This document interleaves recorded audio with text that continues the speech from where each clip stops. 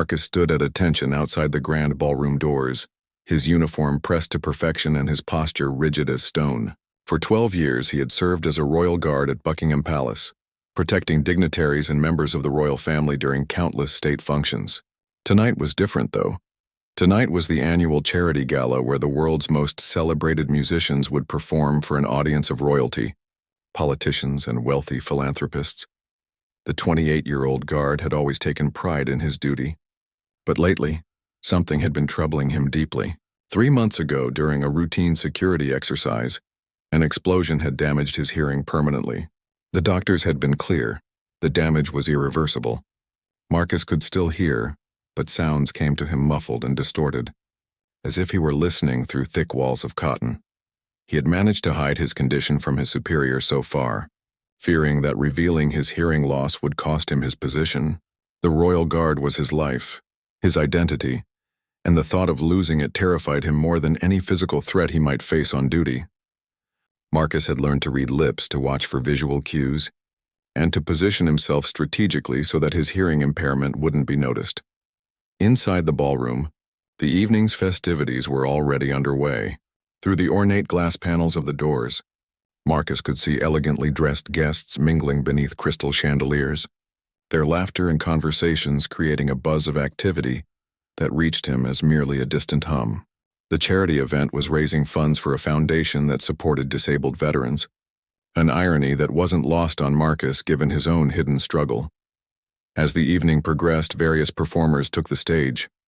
Marcus watched through the glass as a world-renowned violinist played what appeared to be a moving piece, judging by the rapt attention of the audience. Next came a famous opera singer whose powerful voice Marcus could sense more through the vibrations in the floor than through his damaged ears. Each performance was met with thunderous applause that Marcus felt as much as heard. Then came the moment that would change everything. The evening's headline performer was introduced, Alessandro Benedetti, the most celebrated pianist of his generation. Marcus had heard of Benedetti even before his hearing loss. The Italian virtuoso was known not only for his extraordinary talent, but also for his sharp tongue and cruel wit. Stories circulated about his harsh criticism of other musicians and his tendency to mock anyone he deemed beneath his artistic standards. Benedetti strode onto the stage with the confidence of a man who had conquered concert halls around the world. His black tuxedo was impeccable, his silver hair swept back dramatically, and his piercing blue eyes surveyed the audience with an air of superiority.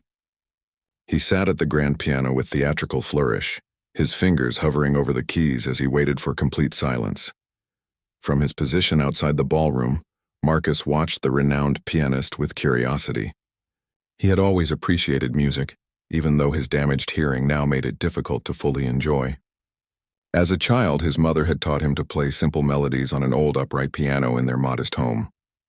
Those had been some of his happiest memories, sitting beside her on the worn bench, feeling the vibrations of the keys through his small fingers, learning to read the black dots and lines that somehow transformed into beautiful sounds.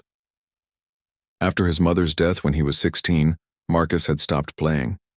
The piano had been sold to help pay for her medical bills, and he had channeled all his energy into physical training and eventually joining the Royal Guard. Music had become a bittersweet reminder of loss, something he had deliberately pushed away from his life. But tonight, watching Benedetti prepare to play, Marcus felt an unexpected stirring of those old emotions.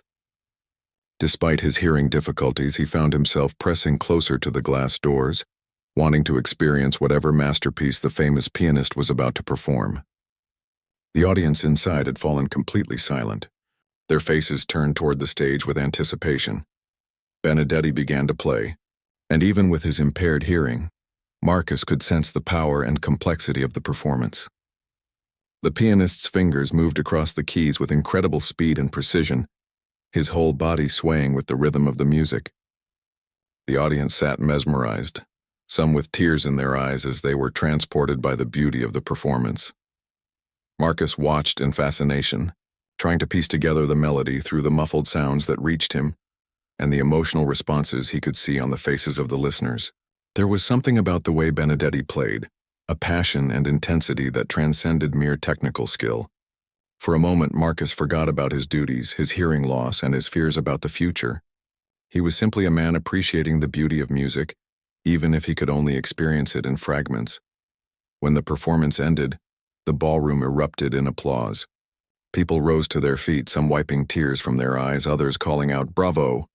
Benedetti stood and bowed graciously, clearly pleased with the reception of his performance. He had once again proven why he was considered one of the greatest living pianists. But as the applause died down and Benedetti prepared to leave the stage, something unexpected happened. A small commotion arose near the ballroom entrance, and Marcus turned his attention from the pianist to assess any potential security concerns. A waiter carrying a tray of champagne glasses had stumbled slightly, creating a brief disturbance that caught everyone's attention. In that moment of distraction, Marcus didn't notice that Benedetti had spotted him through the glass doors. The pianist's sharp eyes had taken in the guard's intense focus on the performance, and something about Marcus's expression had caught his attention. Perhaps it was curiosity, or perhaps it was simply the cruel streak that had made Benedetti famous for his cutting remarks. But the pianist decided to investigate further. The evening was far from over, and neither Marcus nor Benedetti could have imagined how their paths were about to cross in a way that would challenge everything they thought they knew about music, dignity, and the power of human resilience. After acknowledging the thunderous applause for his performance, Benedetti made an unusual decision. Instead of retiring to the VIP reception area as planned, he approached the ballroom doors where Marcus stood guard. The pianist had noticed something intriguing about the guard's intense concentration during his performance, and his curiosity was piqued. Marcus straightened his posture even more as he saw the famous musician approaching. Protocol required him to remain professional and respectful to all guests, regardless of their celebrity status. He had dealt with numerous high-profile individuals during his years of service, always maintaining the proper distance and decorum expected of a royal guard. "Good evening," Benedetti said as he reached the doors, his Italian accent adding a musical quality to his words. "I couldn't help but notice how intently you were watching my performance. Are you a lover of music?" The question caught Marcus off guard. Guests rarely engaged the guards in conversation, and when they did, it was usually to ask for directions or make requests. He struggled to hear Benedetti's words clearly, but managed to piece together the meaning through lip reading and context. "Yes, sir. I appreciate music very much," Marcus replied carefully, hoping his response was appropriate. He kept his voice steady, not wanting to reveal any uncertainty about what he had heard. Benedetti studied the guard's face with the same intensity he brought to analyzing a complex musical score. There was something about Marcus's response that didn't quite match his observations.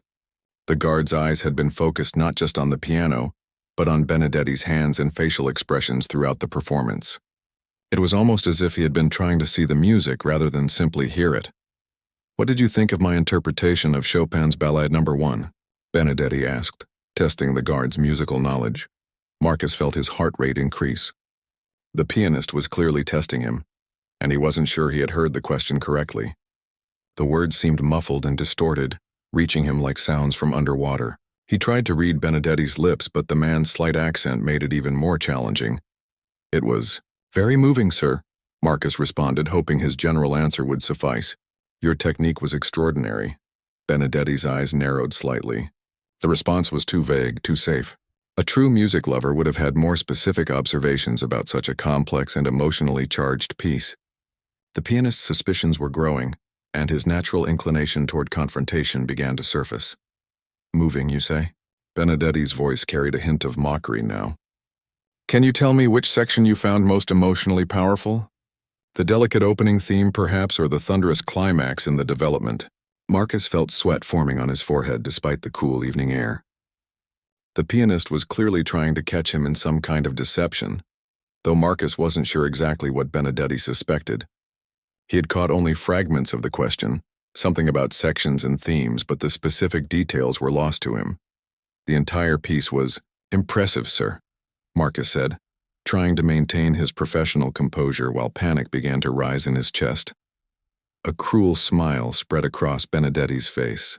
He had encountered many people who pretended to understand music to impress him, but there was something different about this guard. The man's responses suggested he wasn't lying about appreciating music, but there was clearly something he was hiding. You seem to be having difficulty following our conversation, Benedetti observed with the sharp perception that had made him such a formidable musician. Are you perhaps not paying attention to your betters when they speak to you? The words hit Marcus like a physical blow. Other guests nearby had begun to notice the interaction, and some were starting to gather around, sensing drama. Marcus could see their curious faces in his peripheral vision, but his damaged hearing made it impossible to catch their whispered comments. I apologize. Sir, if I seem distracted, Marcus replied, his military training helping him maintain composure, even as humiliation burned in his chest. I am focused on my security duties. Benedetti laughed, a sound that carried clearly even to Marcus's damaged ears because of its harshness. Security duties? My dear guard, the only thing you need to secure is your attention when a maestro is speaking to you. Unless, of course, you have some impediment that prevents you from properly listening. The question hung in the air like a challenge. Marcus felt the eyes of the growing crowd upon him, and he knew that his career, his livelihood, and his dignity all balanced on this moment. Benedetti had somehow detected his weakness, and the pianist's reputation for cruelty suggested he would not let the matter drop. No, sir. No impediment, Marcus lied, the words tasting bitter in his mouth. I hear you perfectly well. Excellent, Benedetti said, his smile becoming more predatory. Then you won't mind demonstrating your musical appreciation for our audience here. Tell me, what is the time signature of the piece I just performed? Marcus's mind raced desperately. He had some musical knowledge from his childhood lessons, but the specific technical details that Benedetti was asking about were beyond his expertise, even when his hearing had been perfect.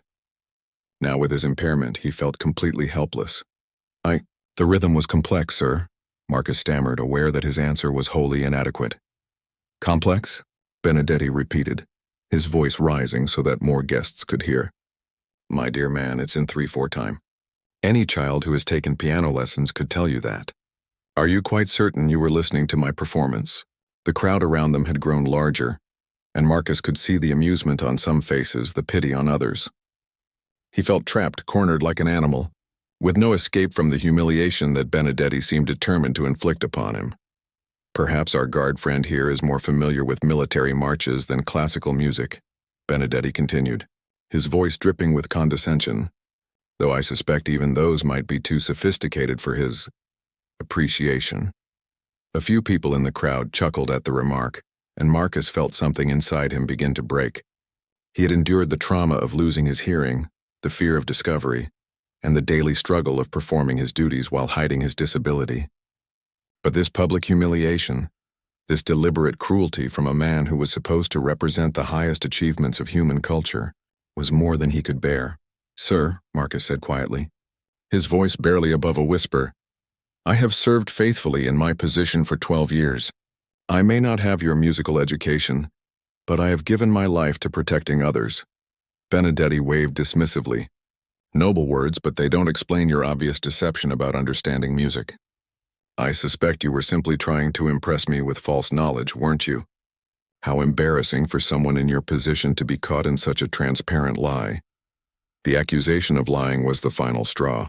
Marcus felt his carefully maintained composure begin to crack. He had been called many things in his military career, but never a liar. The irony was crushing. He was indeed hiding something, but not what Benedetti assumed. He wasn't pretending to understand music. He was pretending to hear it clearly. As the crowd waited for his response, Marcus made a decision that would change the course of the evening.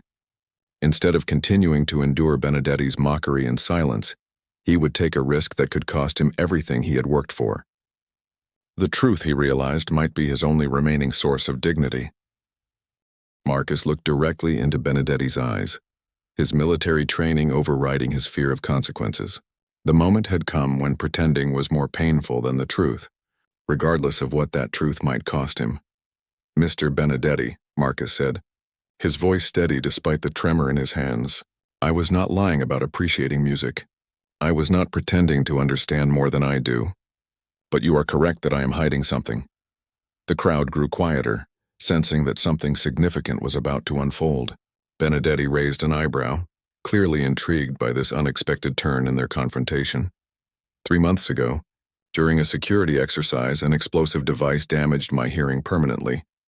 Marcus continued. his words carrying across the hushed gathering. I can still hear, but everything sounds muffled and distorted.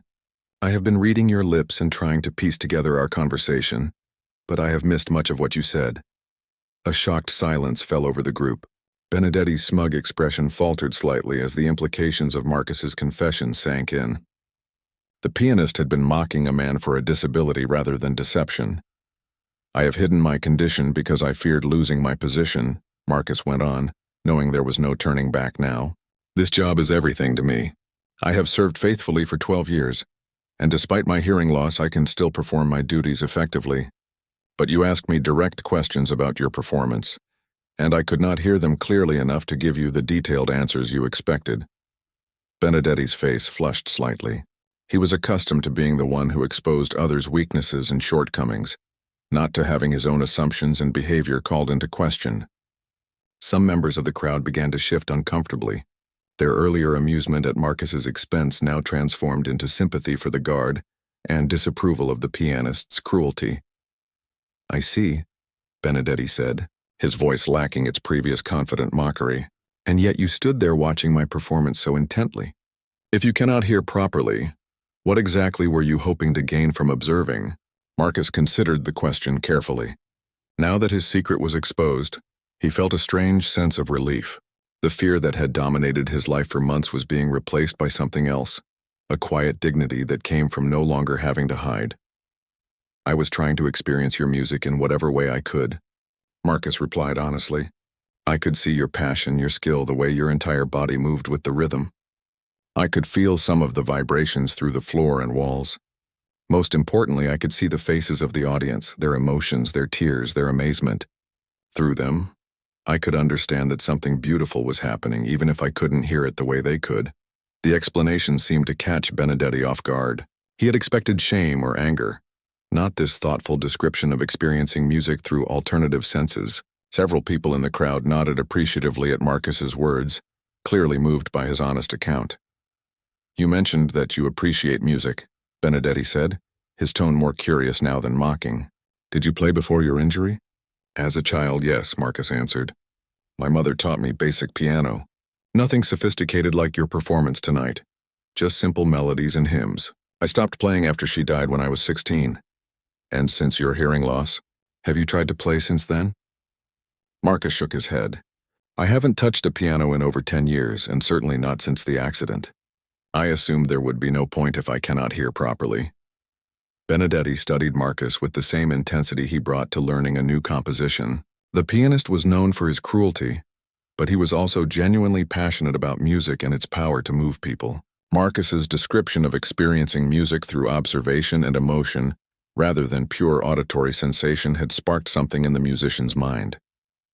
You know, Benedetti said slowly, some of the greatest musicians in history have dealt with hearing difficulties. Beethoven composed some of his most famous works after losing much of his hearing. He learned to feel music through vibrations, to see it in his mind rather than simply hear it with his ears. The comparison to Beethoven seemed almost absurd to Marcus. Sir, I'm just a guard who took a few childhood piano lessons. I am hardly comparable to a master composer. Perhaps not, Benedetti agreed.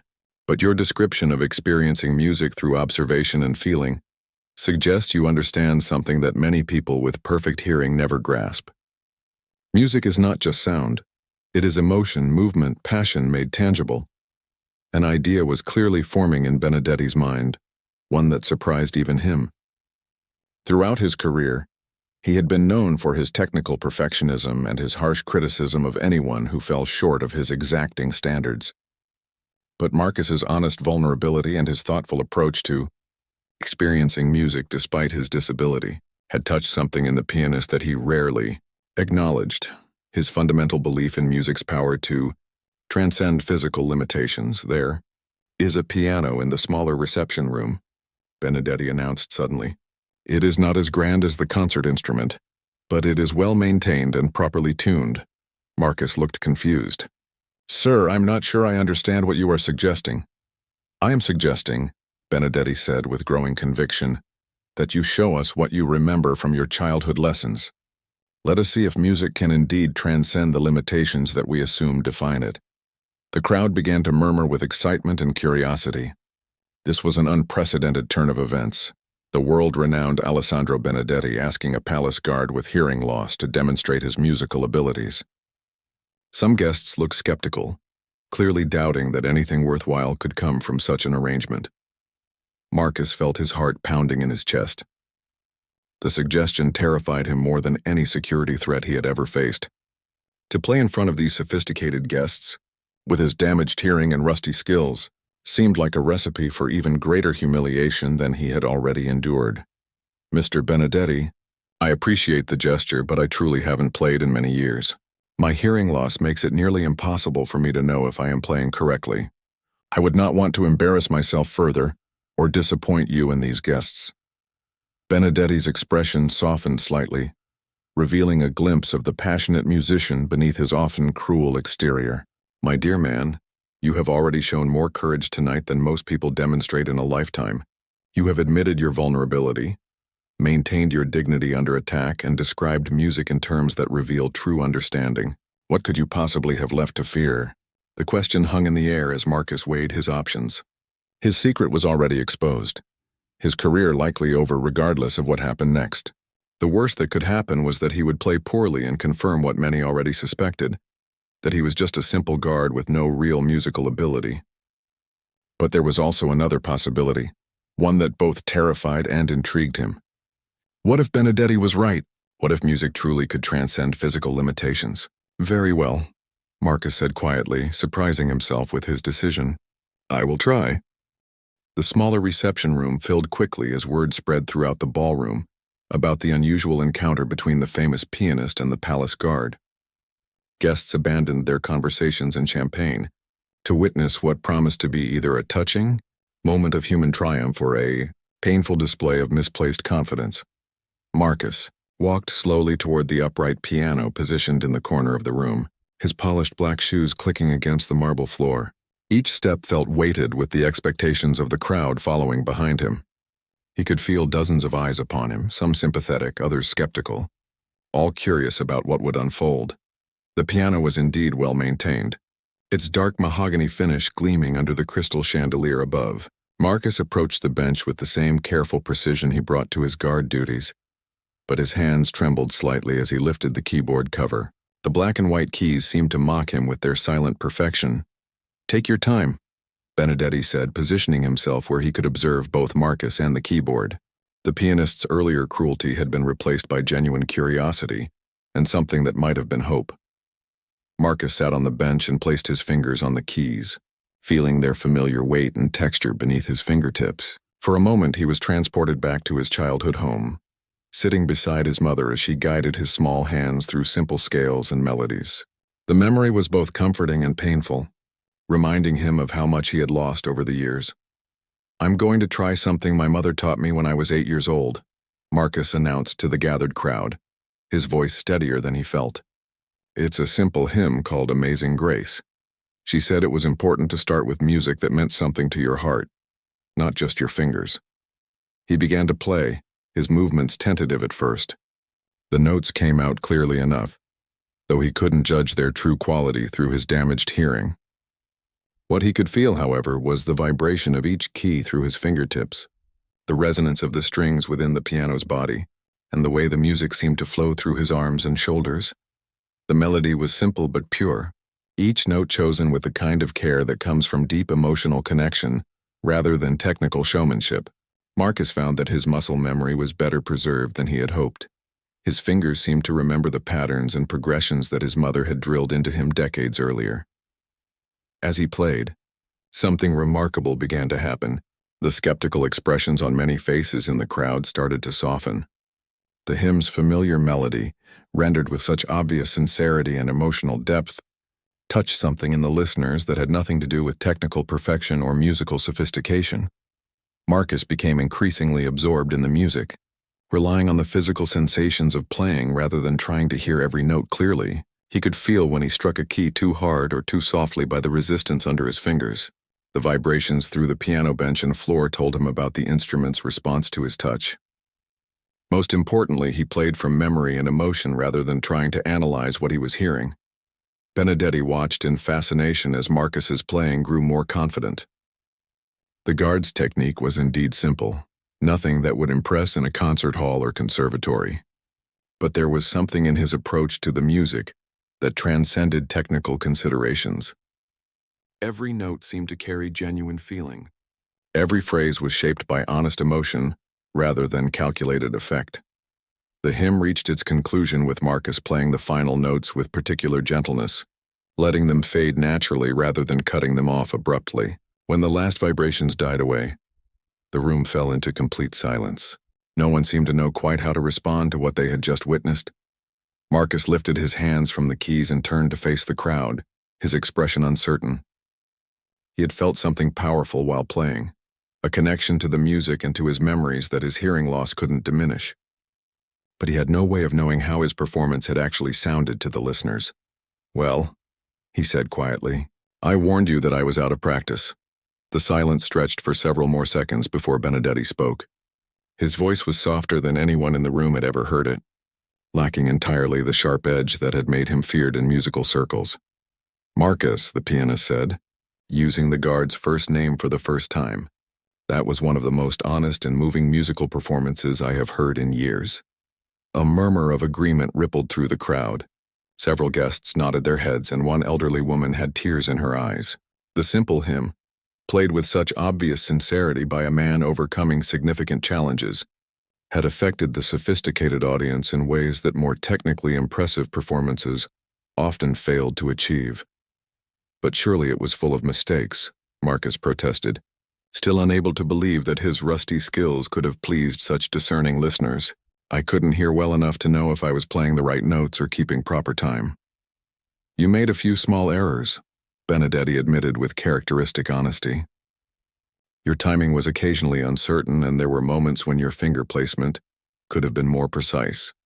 But those technical imperfections were completely overshadowed by something far more important." "What do you mean?" Marcus asked, genuinely puzzled. "You played with your heart rather than your ears," Benedetti explained.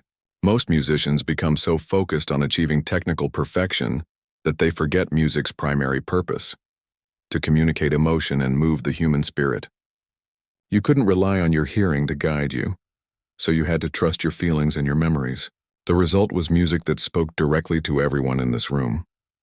Lady Catherine Pemberton, a prominent patron of the arts who had been skeptical of the entire encounter, stepped forward from the crowd. Her expression had transformed from condescending amusement to genuine respect. "Young man," she said to Marcus, "I have attended hundreds of musical performances in my lifetime. I have heard the world's most celebrated artists play in the finest concert halls, but I cannot remember the last time a simple song moved me as deeply as what you just shared with us." Other guests began to voice their agreement, the room filled with words of praise and encouragement that Marcus could barely comprehend. He had expected mockery or polite dismissal, not this outpouring of appreciation for his humble offering. Benedetti raised his hand for quiet. "Marcus, would you be willing to try something else? Perhaps something a bit more challenging?" "I don't know many pieces," Marcus replied honestly. "My repertoire is quite limited. What else do you remember from your lessons with your mother?" Marcus thought for a moment, mentally reviewing the handful of pieces that had been drilled into his memory during those childhood sessions. "There was a simple Bach invention that she taught me, number 1 in C major. She said Bach was important because his music had perfect mathematical structure, so if you learned to feel the patterns, you could play it even when your mind was confused." "Bach's invention number 1, Benedetti repeated with evident pleasure. "An excellent choice.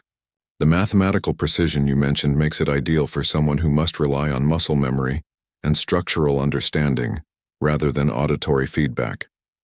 Marcus positioned his hands over the keys again, this time with slightly more confidence.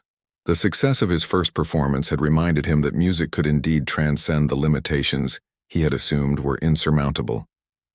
As he prepared to tackle the more complex Bach piece, he felt a spark of something he hadn't experienced in years: the pure joy of making music. Marcus took a deep breath and placed his fingers in position for Bach's invention number 1. The piece was significantly more complex than the hymn, requiring both hands to play independent melodic lines that wove together in mathematical precision. As a child, he had struggled with this composition for months before finally mastering it under his mother's patient guidance. Now, with his damaged hearing and years of neglect, the challenge seemed almost impossible. But something had awakened in Marcus during his performance of "But perhaps," Benedetti continued, "something good has come from my initial cruelty. If I had simply been polite and walked away, we would never have discovered your remarkable ability to make music despite your challenges." The crowd began to disperse gradually, but many guests approached Marcus personally to offer their congratulations and encouragement. Several exchanged contact information with him, suggesting that his story and his music had touched them deeply enough to want to maintain a connection. As the evening wound down and the reception room began to empty, Benedetti lingered behind. He seemed to be wrestling with some internal decision, studying Marcus with the same intensity he brought to analyzing a complex musical score. "Marcus," he said finally, "I have a proposition for you, though I understand if you prefer to decline after the way this evening began." "What kind of proposition?" Marcus asked, curious despite himself. "I am scheduled to perform a series of charity concerts over the next few months, raising funds for various causes including organizations that support disabled veterans. After what I witnessed tonight, I believe there would be tremendous value in having you join me for at least one of these performances."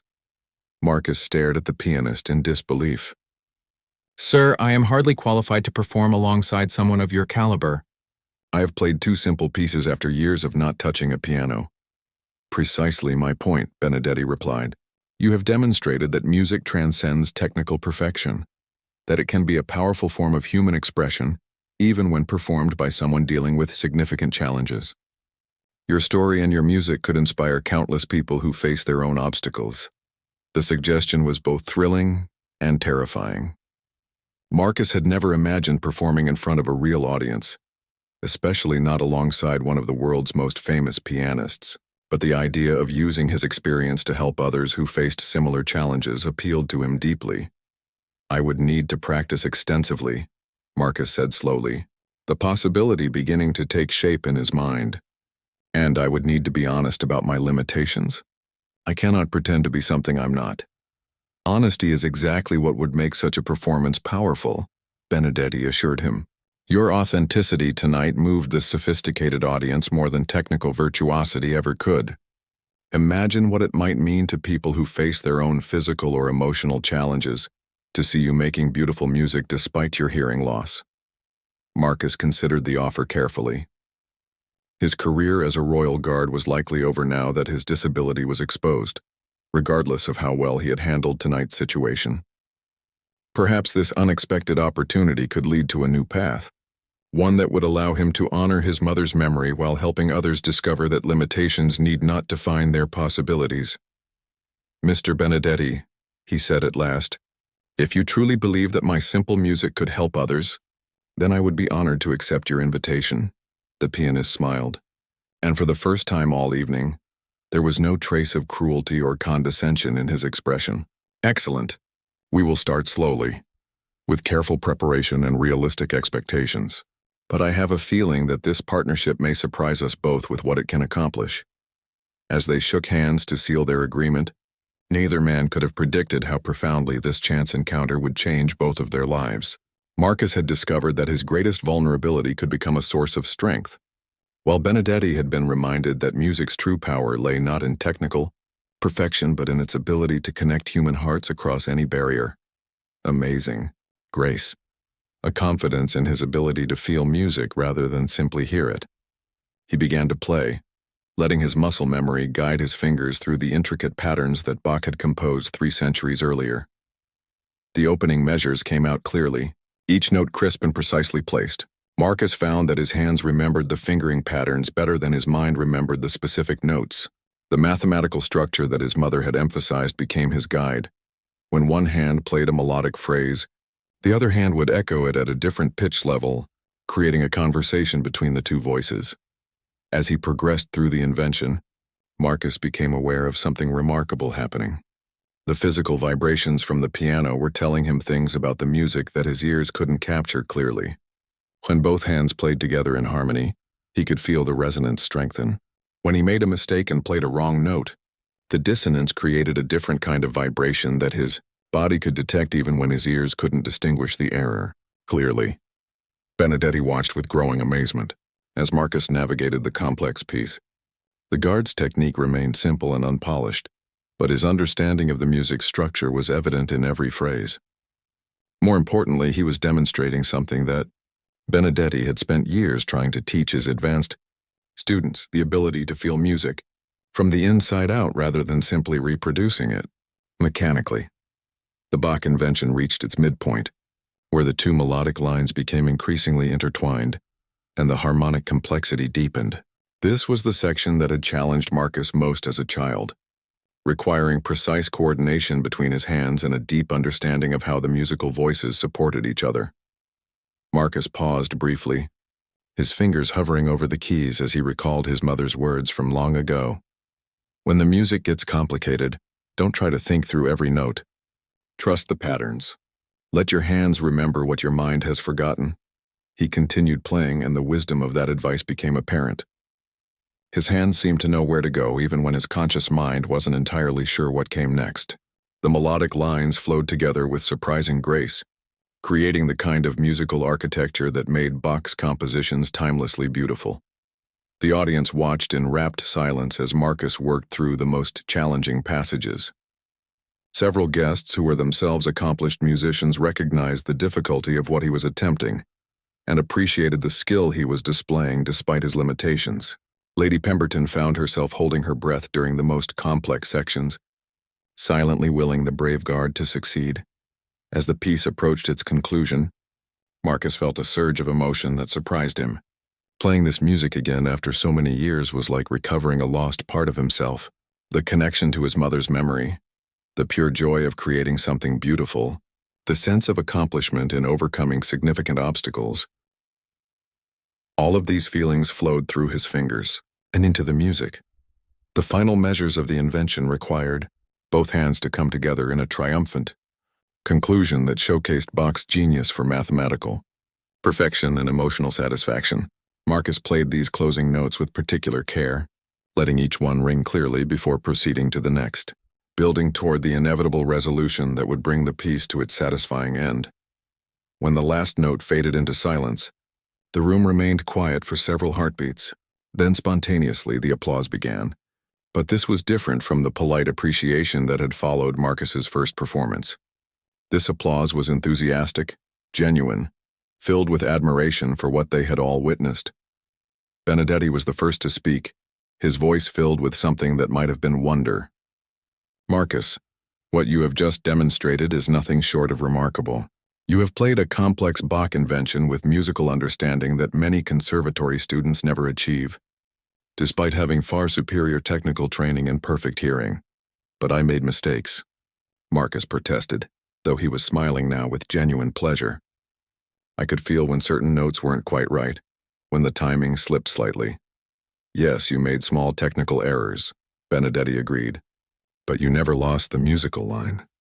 You never let the technical difficulties interfere with your understanding of what Bach was trying to express.